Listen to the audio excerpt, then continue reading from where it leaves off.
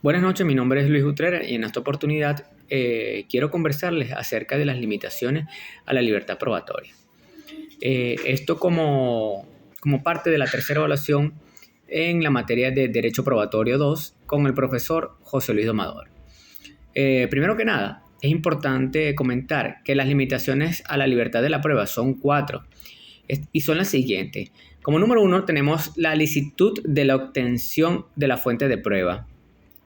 Por segundo, tenemos la idoneidad y pertinencia de los medios de prueba. Tercero, tenemos la utilidad de la prueba. Y por último, tenemos las reglas legales de la regla probatoria y las provisiones de la prueba. Empezando con la licitud de la obtención de la fuente de prueba.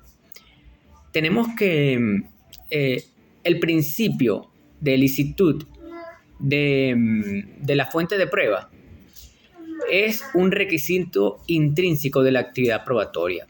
Consiste en que solo son admisibles como medio de prueba aquellos cuya obtención se han producido conforme a las reglas de la legislación procesal y de los convenios internacionales en materia de derechos humanos. Sobre este particular, no debe olvidarse que el proceso penal representa fundamentalmente la actuación legal del Estado contra determinados ciudadanos y que muchas veces la presión de la opinión pública, los intereses políticos y las tendencias autoritarias reclaman la necesidad de que aparezca un culpable, en quienes justificar la función protectora que el Estado realiza con respecto a los intereses sociales. La siguiente limitación que encontramos es la idoneidad y la pertinencia de prueba como límite a la libertad probatoria. La idoneidad o condescendencia de la prueba es su cualidad a ser apropiada para demostrar los hechos del proceso, mientras la pertinencia de la prueba puede precisarse como la relación que existe entre el medio probatorio admisible y los hechos del proceso, de tal manera que una prueba será pertinente si está dirigida a confirmar hechos que tienen relevancia a un hecho concreto, en tanto que será pertinente aquella prueba que se refiere a hechos que no tienen ninguna relevancia por el proceso. En este mismo orden de ideas, el momento de la admisión de la prueba es la oportunidad para que el sujeto admisor de la prueba se pronuncie acerca de la idoneidad, conducencia o pertinencia de la prueba. Y tal procesamiento, cuando fuera negativo, debe ser sin duda fundado o motivado a los efectos de la salvaguarda de los derechos del proponente o promovente de la prueba, bien sea por la vía de los medios procesales o posesivos. En tercer lugar, encontramos la utilidad de la prueba como causa de inadmisibilidad de un medio probatorio. La utilidad de la prueba es la capacidad de satisfacción de la necesidad de la prueba. Por tanto, si no existe necesidad de prueba respecto a ciertos hechos en un proceso concreto, o lo que es lo mismo, si existen hechos en el proceso que no son objeto de prueba, entonces toda prueba es inútil. Y cuando se habla de hechos que no son objeto de prueba, se refiere a aquellos que o bien son notorios y no necesitan ser demostrados, o bien se trata de hechos ya acreditados por otros medios. Se trata de hechos absolutamente impertinentes, cuya prueba no acorde a ningún dato útil al proceso.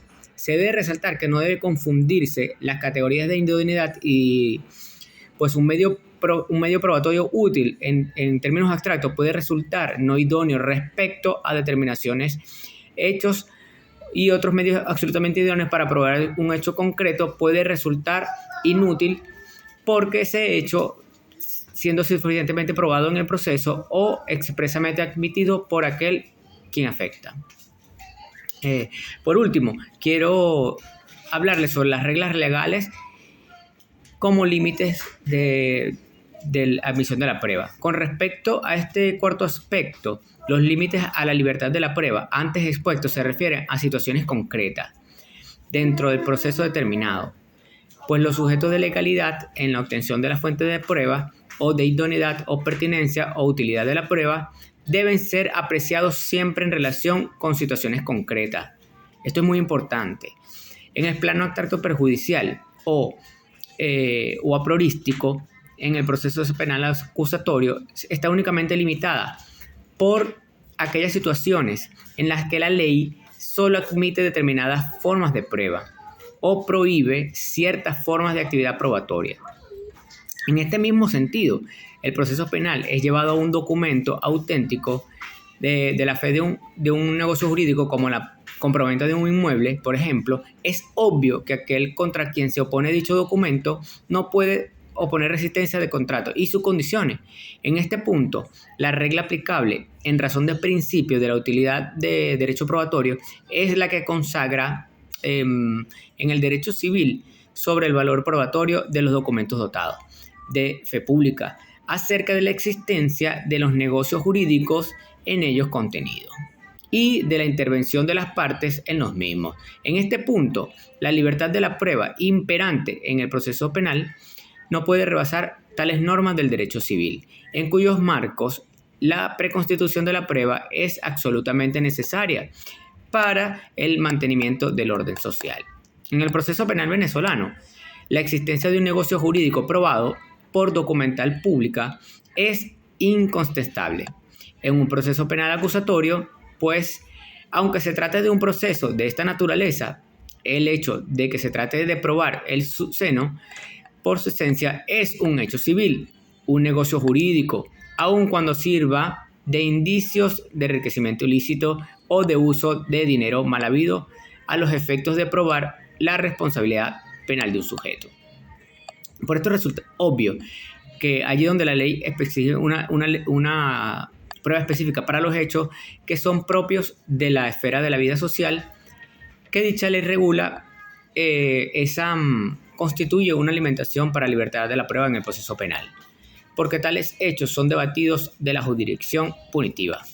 De tal manera, la prueba de ciertos hechos en el proceso penal depende de la naturaleza de dichos hechos y de que estos, tomados independientemente o fuera del contexto del proceso penal, estén o no sujetos a regulaciones especiales de prueba en la legislación particular.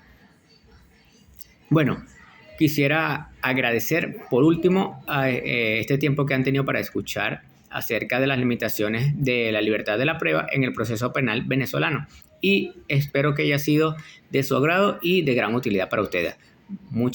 Muchísimas gracias y nos vemos en una próxima oportunidad.